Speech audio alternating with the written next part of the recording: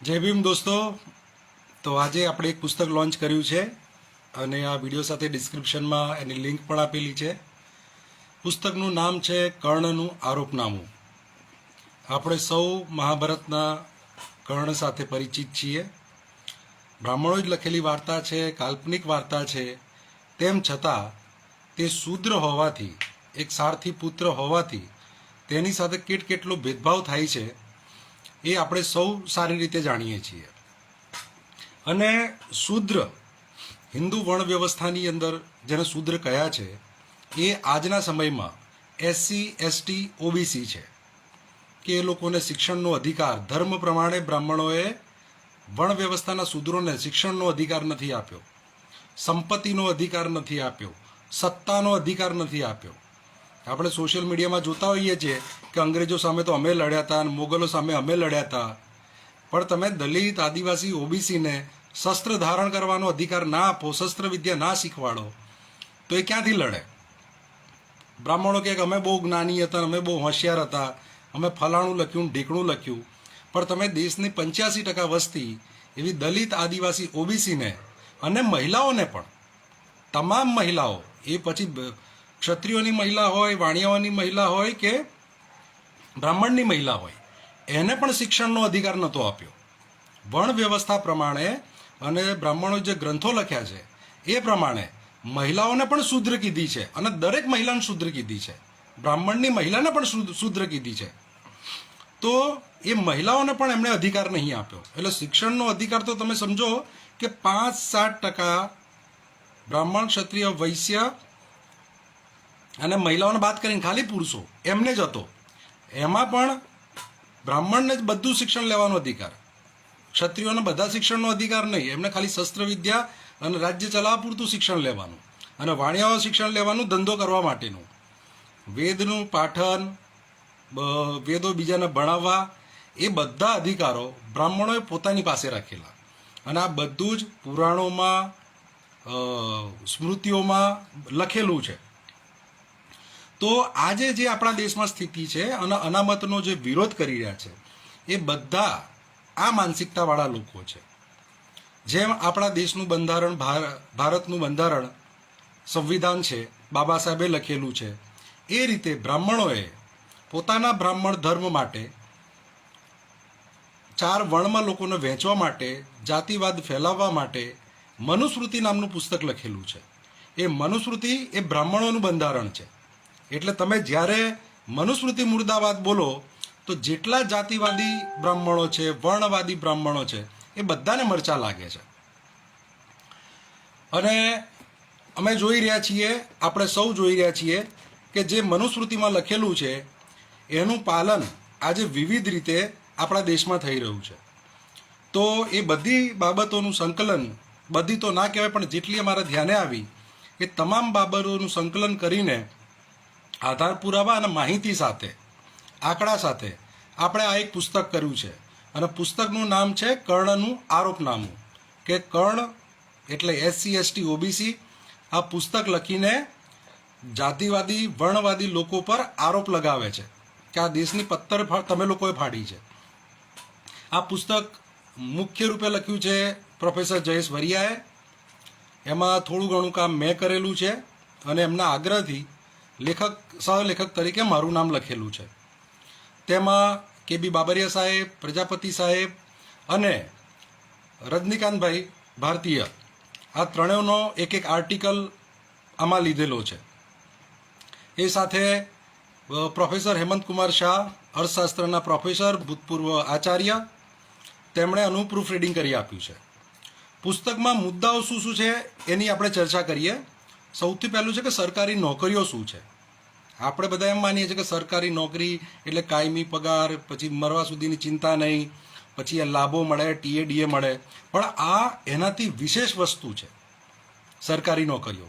સરકારી નોકરીઓ જેટલી પણ છે, ક્લાસ 1, 2, 3, 4, એ ગુજરાતનો વહીવટ ચલાવવા માટેના પદો છે. ગુજરાત સરકાર તરફથી શિક્ષણ આપવા માટેના શિક્ષકો છે, પ્રોફેસરો છે. ગુજરાત સરકાર તરફથી ગામડું મેનેજ કરવા માટે તલાટીની જોબ ઊભી કરેલી છે. ગુજરાત સરકાર તરફથી તાલુકો મેનેજ કરવા માટે ટીડીઓ, મામલતદાર એવા પદો ઊભા કરેલા છે. સરકાર તરફથી જિલ્લોનો વહીવટ કરવા માટે કલેક્ટરને એવા પદો ઊભા કરેલા છે. અને રાજ્યનો વહીવટ કરવા માટે સચિવાલયની અંદર આઈએસ, આઈપીએસની બધા પદો ઊભા કરેલા છે. વિભાગોના વડા જ ઊભા કરેલા છે. તો આ બધા જે પદો છે એ ફક્ત આવકનું સાધન નથી. આ આપણો દેશ, આપણું ગુજરાત ચલાવવા માટેના પદો છે. આ ભાગીદારી છે કે ભાઈ ગુજરાત અમારું છે, 6.5 કરોડ લોકોનું છે, એમાં SC, ST, OBC 85% છે, તો એમની પણ એની અંદર ભાગીદારી હોવી જોઈએ. તો એનું મહત્વ સૌથી પહેલું સરકારી નોકરીઓનું મહત્વની અંદર સમજાવેલું છે. પછી સેકન્ડ નંબર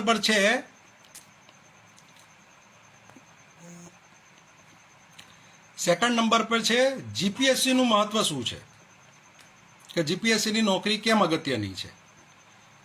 ત્રીજો નંબર પર છે ઇન્ટરવ્યુમાં જાતંકવાદી ગેપિંગ કાર્ડ. ઇન્ટરવ્યુની અંદર જે માર્ક્સ આપવામાં આવે છે અને એ માર્ક્સના લીધે કે ઉમેદવારો પાસ થાય, ઉમેદવારો ફેલ થાય, સારું પોસ્ટિંગ, આ બધું નક્કી થતું હોય છે. યુપીએસસીમાં પોસ્ટિંગ નક્કી થતું હોય છે. અને ગુજરાતની અંદર જીપીએસસીના માર્ક્સ 50% ગણતરીમાં લેવાય છે. એટલે તમારો સમજો કે લેખિતના ગુણનો જો ડિફરન્સ 50નો હોય બે ઉમેદવારો વચ્ચે, તો બ્રાહ્મણ સવર્ણ ઉમેદવારોને વધારે માર્ક આપવામાં આવે અને SC, ST, OBC ઉમેદવારોને ઓછા માર્ક આપવામાં આવે.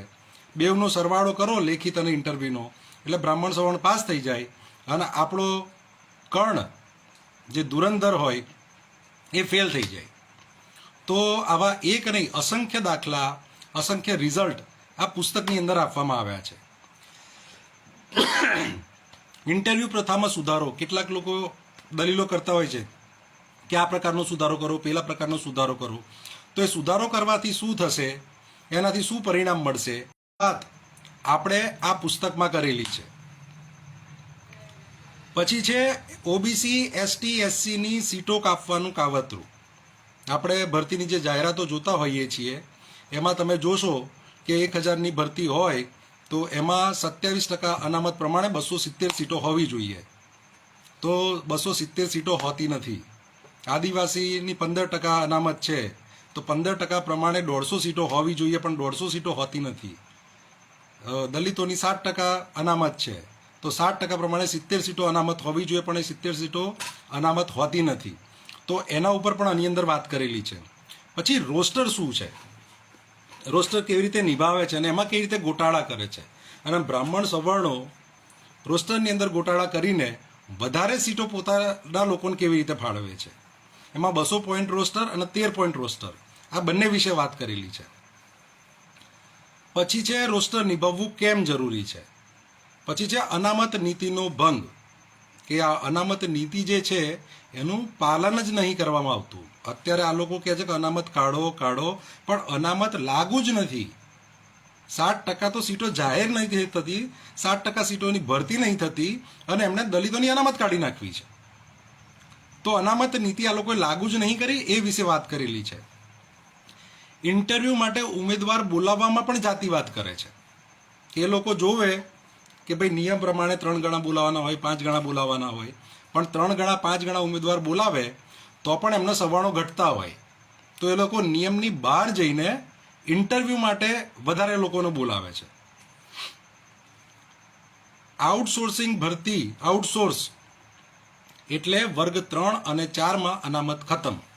આપણને ખબર છે કે વર્ગ 4ની અંદર અનામત બધી આઉટસોર્સ નોકરીઓ થઈ ગઈ છે અને એ આઉટસોર્સમાં અનામત લાગુ પડતી નથી. હવે તો વર્ગ 3ની અંદર પણ બધું આઉટસોર્સ કરવાની વાત કરે છે.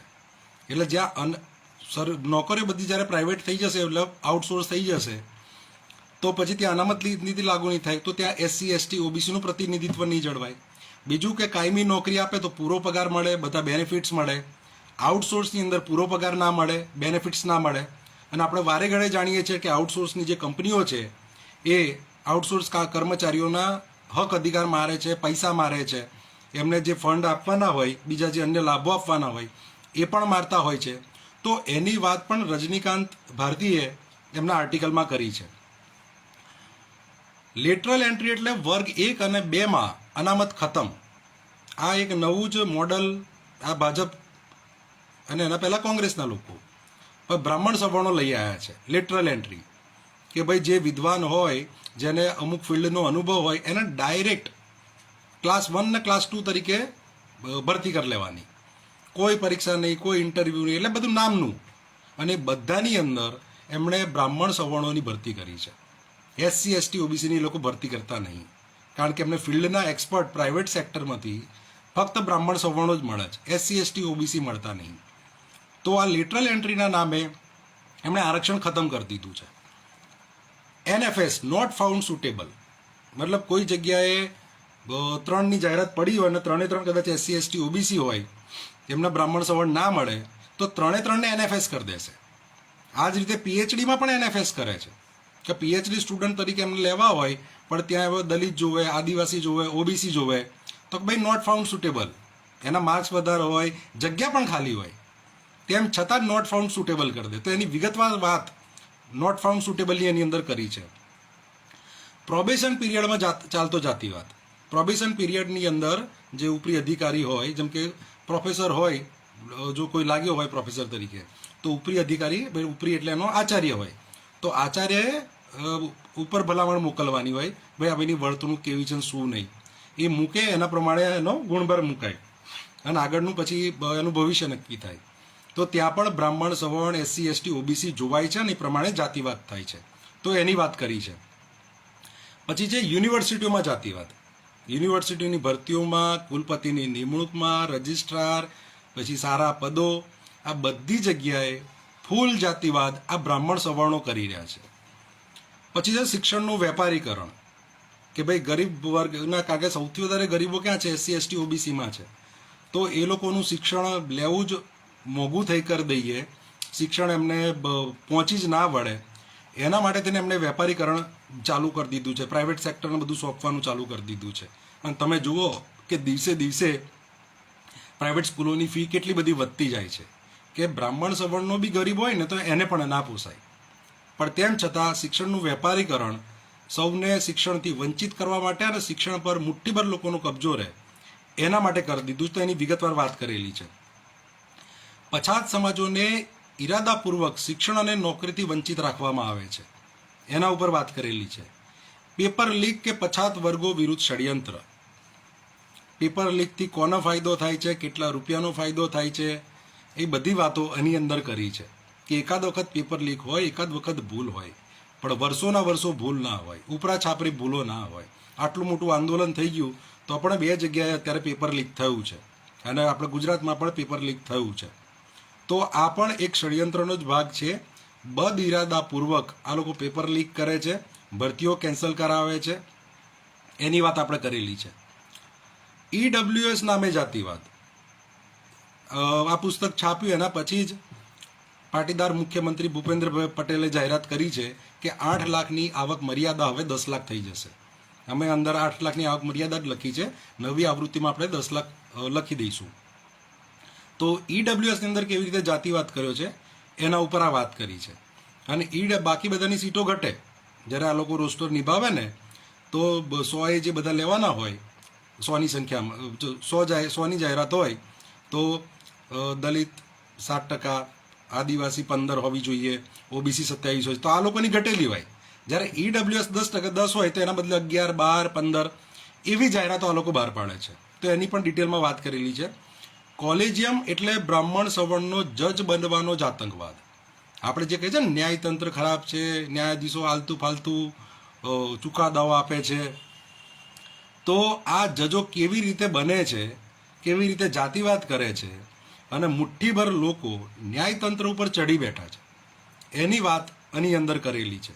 અને આ વ્યવસ્થા બંધારણીય વ્યવસ્થા નહીં, જજોએ જાતે ચુકાદા આપીને જાતે વ્યવસ્થા બનાવી દીધી છે.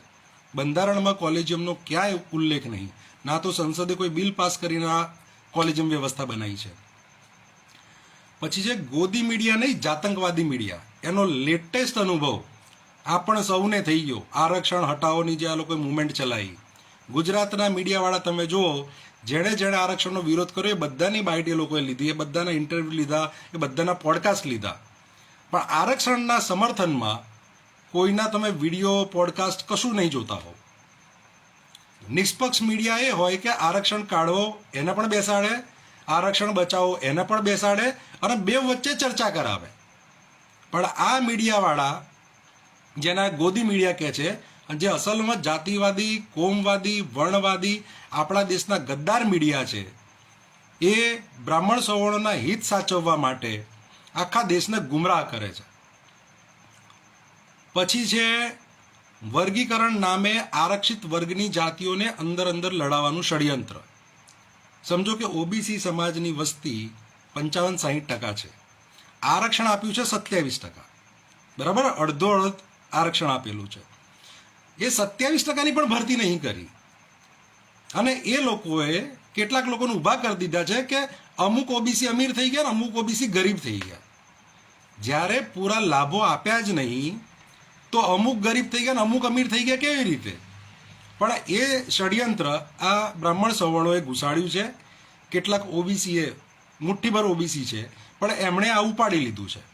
એ લોકો ભરતીઓ કરવા માટે નહીં કહેતા, એ લોકો 27%ની 55% કરી દો, 60% એનું નહીં કહેતા, જાતિ આધારિત વસ્તી ગણતરી નહીં કરાવતા કે સાચા ઓબીસી કોણ, ખોટા ઓબીસી કોણ, ઓબીસીમાં કોણ અમીર થઈ ગયું, કોણ ગરીબ થઈ ગયું, એની પણ વાત નહીં કરતા. અને અમીર ઓબીસી, ગરીબ ઓબીસી વર્ગીકરણ કરી નાખો. તો આ એક બહુ મોટું ષડયંત્ર છે ઓબીસી સમાજને અંદર તોડવા માટેનું. એની પણ આ વાત કરેલી છે. 2027માં જે વસ્તી ગણતરી થઈ રહી છે એમાં ઓબીસી બાકાત છે, ઓબીસીની વસ્તી ગણતરી નથી કરી રહ્યા, તો એની પણ આની અંદર વાત કરેલી છે. અને મૂળ મુદ્દો એટલો જ છે કે જાતિ આધારિત વસ્તી ગણતરી થાય તો કઈ જાતિ પાસે કેટલી સંપત્તિ છે, કેટલા સાધનો છે, કેટલા એજ્યુકેટેડ છે, કેટલા અનએજ્યુકેટેડ છે, કેટલું કુપોષણ છે, આ બધું જાતિગત બહાર આવે. જાતિગત કયા સમાજમાં કેટલી સ્ત્રીઓ છે, કેટલા પુરુષો, બધું બહાર આવે. પણ આ લોકો જાતિગત વસ્તી ગણતરી નહીં કરવા દેતા. હવે એસસી એસટીની તો થાય છે ને એના આંકડા બી આવે છે, એટલે એના લગતી રજૂઆત બી થાય છે ને એસસી એસટીના આગેવાનો લડા પણ છે. પણ ઓબીસી, જેનું સૌથી વધારે શોષણ બ્રાહ્મણ સવર્ણો કરી રહ્યા છે, સૌથી વધારે હક મારી ઓબીસીની કરી રહ્યા છે, એની વસ્તી ગણતરી નહીં કરાવતા. કોનું કેટલું રાજ, કયા સમુદાયનો દેશ પર કબજો, આ મુદ્દાની અંદર આપણે ન્યાયપાલિકા, કાર્યપાલિકા, એજ્યુકેશન, બરાબર, કોલેજ, યુનિવર્સિટી, એ બધાના આંકડા સાથે આ બાબત આપણે મૂકેલી છે કે ભાઈ આમ કહેવાય છે કે દેશ બધાનો, પણ આ મુઠ્ઠીભર લોકો આખા દેશ પર ચડી બેઠા છે. અને આપણે એસસી એસટી ઓબીસી સહિત તમામ મહિલાઓ, માઇનોરિટી અને પોતાના સમાજના ગરીબોને પણ આ લોકો ઉઠા ભણાઈ રહ્યા છે. તો એની પણ વાત એની અંદર કરી છે.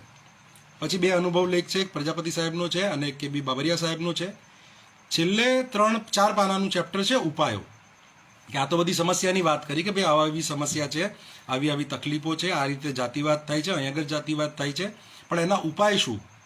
તો એ ઉપાયો માટેના 4 પેજ છે કે ભાઈ આ બધું રોકવા માટે આપણે શું ઉપાયો કરી શકીએ. અને છેલ્લે જે મિત્રો એમાં મદદ કરી છે, સાથ સહકાર આપ્યો છે, એ બધાનો આભાર માન્યો છે. મારો સૌને વિનંતી છે કે આ પુસ્તકની એટલીસ્ટ એક કોપી ખરીદજો. આજ શુક્રવાર છે, શનિ રવિ, આ 3 દિવસ તમને 25% ડિસ્કાઉન્ટ પર મળશે. 200 રૂપિયાની કિંમત છે, 150માં મળશે, એના પછી તમને 200 રૂપિયામાં મળશે. પ્લસ જો આ 3 દિવસમાં તમે ખરીદશો તો માધવસિંહ સોલંકીનું સંક્ષિપ્ત જીવન ચરિત્ર એ પણ તમને આની સાથે ભેટ મળશે. અત્યારે તમે પુસ્તક જો કોઈએ 25થી વધારે ખરીદવા હોય તો આપેલ નંબર ઉપર ફોન કરજો, તો તમને 50% ડિસ્કાઉન્ટ પર મળશે. 100 રૂપિયામાં પુસ્તક મળી જશે. અને પછી તમે ખરીદશો તો તમને 40% ડિસ્કાઉન્ટ પર મળશે. સૌને વિનંતી છે કે આ પુસ્તક વાંચજો, વિચારજો, તમારા ગ્રુપમાં ચર્ચા કરજો અને આના ઉપર તમારા મિત્રોમાં અને સંગઠનમાં, પાર્ટીમાં સેમિનાર રાખજો કે જેથી એસસી એસટી ઓબીસી સમાજના લોકો જાગૃત થાય, આ બધા મુદ્દાઓ ઉપર લડે અને આપણું જે શોષણ થઈ રહ્યું છે, અત્યાચાર થઈ રહ્યા છે, એની અંદર જાતિવાદ થઈ રહ્યો છે હિન્દુ ધર્મના નામે, એ બંધ થાય. તો હું ફટાફટ કોમેન્ટ લઈ લઉં છું. કોઈએ કંઈ પૂછવું હોય તો પ્લીઝ ફટાફટ પૂછી લેજો.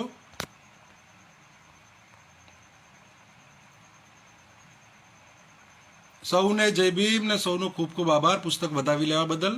અને આગળ મેં પોસ્ટ કરી છે પુસ્તકનું ટાઇટલ, એની અનુક્રમણિકા, તમારી ફેસબુક વોલ ઉપર જોજો અને તમે તમારા વોટ્સએપ, ફેસબુક એ બધા પર સ્પ્રેડ કરજો. દલપત કાકા બાપુનગર, જય ભીમ, નમો બુદ્ધાય, જય સંવિધાન. કર્ણનું આરોપનામું પુસ્તક લખ્યું છે જયેશ વરિયાએ. એની અંદર થોડી મેં મદદ કરેલી છે, એટલે સહલેખક તરીકે મારું પણ નામ છે. તો આ સાથે આજનો વિડીયો એન્ડ કરીએ છીએ. વિડીયો શેર કરજો અને ગુજરાતના તમામ SC ST OBC સુધી આ વાત પહોંચાડજો. જય ભીમ, જય ભારત, જય SC ST OBC સમાજ, જય ફૂલે, જય જોહર, જય આદિવાસી.